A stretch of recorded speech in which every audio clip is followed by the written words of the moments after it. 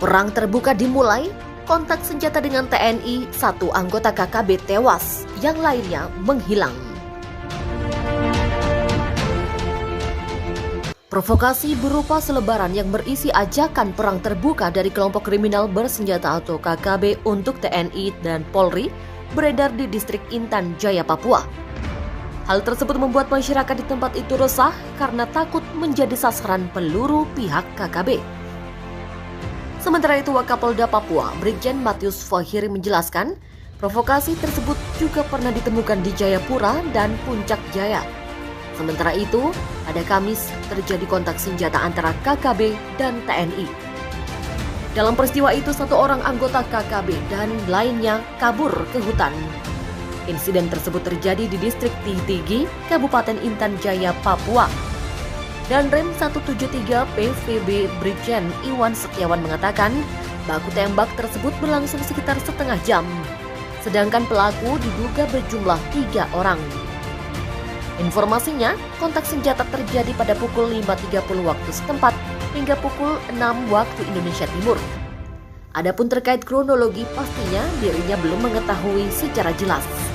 Namun demikian, akibat insiden itu, satu orang anggota KKB ditemukan tewas dan 2 orang lainnya kabur. Senjatanya dibawa oleh kawanan, lari, dan pihaknya masih berupaya untuk melakukan pengejaran.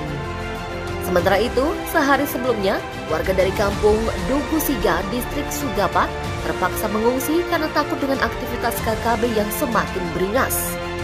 Mereka mengungsi setelah ada salah satu anggota DPRD setempat yang menginformasikan jika di daerah tersebut tidak aman.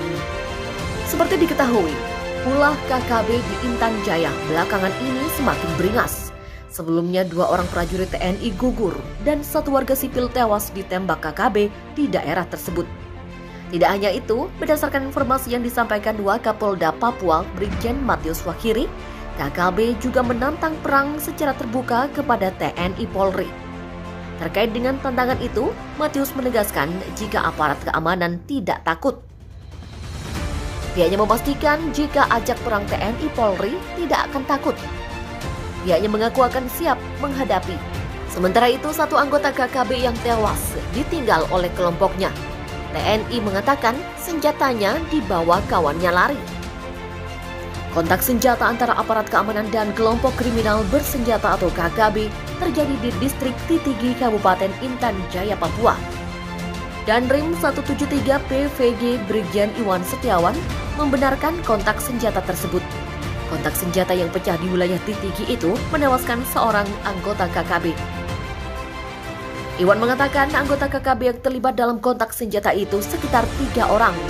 Sementara 2 anggota KKB lainnya kabur dan membawa senjata milik rekannya yang tewas.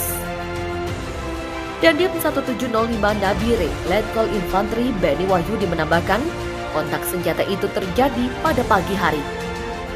Beni belum bisa memastikan kronologi kontak senjata tersebut. Sebelumnya, kelompok kriminal bersenjata atau KKB masih berulah di Kabupaten Intan Jaya, Papua. Mereka juga mengeluarkan ajakan perang terbuka terhadap aparat TNI dan Polri di wilayah tersebut. Tantangan perang terbuka itu ditanggapi Wakapolda Papua, Brigjen Matius Fahiri. Matius menegaskan TNI dan Polri tidak takut dengan tantangan itu. Sementara itu, 1 anggota KKB tewas dalam kontak senjata dengan aparat di Intan Jaya, Papua. Sejumlah warga dari kampung Dugusiga, distrik Sugapa, Kabupaten Intan Jaya, Papua, mengungsi karena takut dengan aktivitas KKB.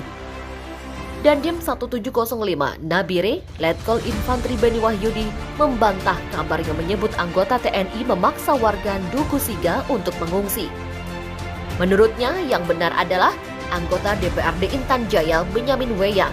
Dia menyampaikan kepada masyarakat bahwa situasi tidak aman. Demikian ujarnya saat dihubungi melalui sambungan telepon. Kesombongan KKB tantang TNI Polri perang terbuka setelah 2 anak buah Jenderal Andika Perkasa gugur. Kelompok kriminal bersenjata atau KKB Papua berlagak sombong dengan menantang TNI Polri perang terbuka. Ajakan KKB Papua itu dengan cara menyebarkan selebaran bernada provokasi di Kabupaten Intan Jaya. Beberapa waktu lalu, dua anak buah Jenderal Andika Perkasa, Pratu Roy Febrianto dan Pratu Dedi Hamdani gugur di Intan Jaya karena ulah KKB Papua. Mengenai tantangan tersebut, Wakapolda Papua, Brigjen Matius Fakhri, tidak mau terpancing. Brigjen Matius khawatir jika perang terbuka terjadi akan dipolitisasi dan dipelintir oleh orang-orang yang tidak bertanggung jawab. Karena itu Matius memilih untuk mengambil langkah hukum yang pas daripada meladeni KKB Papua. Kendati demikian, Matius menyatakan TNI Polri tidak takut dengan tantangan perang terbuka itu. Menurut Matius, memilih tidak meladeni provokasi KKB Papua agar tidak ada korban dari warga sipil, termasuk menghindari kesalahan yang terulang dalam proses penegakan hukum. Dirinya tidak memungkiri bahwa aksi kekerasan yang dilakukan KKB di Intan Jaya, Papua belakangan ini semakin meningkat. Hal itu tidak terlepas dari eskalasi politik yang sedang tinggi dalam beberapa waktu terakhir. Untuk itu, dalam menyikapi masalah tersebut, aparat keamanan tidak boleh bersikap gegabah.